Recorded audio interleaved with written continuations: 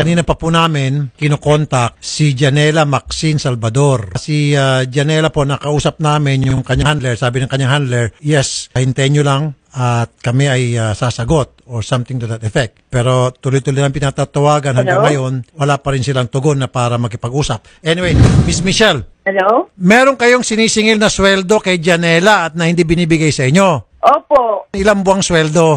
Hindi naman po buwan. Ano lang po. 12 days lang po nung pinaalis niya po ako. Kasi binigay niya na po yung kulang sa akin nung April po, yung 4K ko po. 12 days po. 12 days.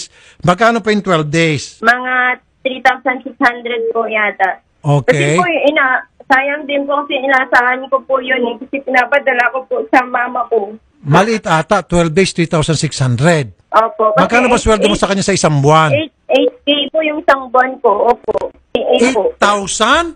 Opo. Grabe, sobrang liit. Oo nga po. Saka, alam niyo naman po yung hirap po bilang PA.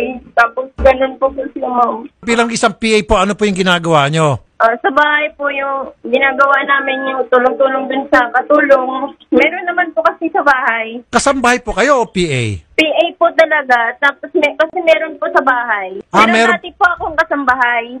Dati ang kasambahay, ginawa kang PA? Opo. Okay, ano halimbawa, ma'am, yung mga responsibilities mo kay Janela bilang PA? Ako po lahat yung gamit niya po. Ako po yung kasama sa taping. Sa PA mga nga. ano niya po. Okay, PA ka nga. Sumasama-sama ka sa taping. Tapos Opo. mga damit niya, ikaw nagpe-prepare. Lahat ng mga Opo. pangangailangan niya sa taping, ikaw ang Opo. bahala. Opo. PA nga yan. At 8,000 lang kada buwan. Opo. 8,000 lang po. Mababa. Opo. Saka po, wala pa po kaming SS doon. Saka Pag-ibig. Stay-in po kayo. Opo, stay-in po. O mababa yun. Dapat yun, i-minimum man lang. Sa bahay naman po, yun po, kahit nakikisama naman kami, kahit ganun po yung tungo sa amin, bawal po kami umupo sa sofa niya po. Bawal mo po sa sopa, bakit? Hindi ko po alam. So, may mga lugar na bawal yung puntahan, bawal yung gamitin, bawal yung upuan, ganon? Opo, meron po. Sa sala po, bawal talaga umupo.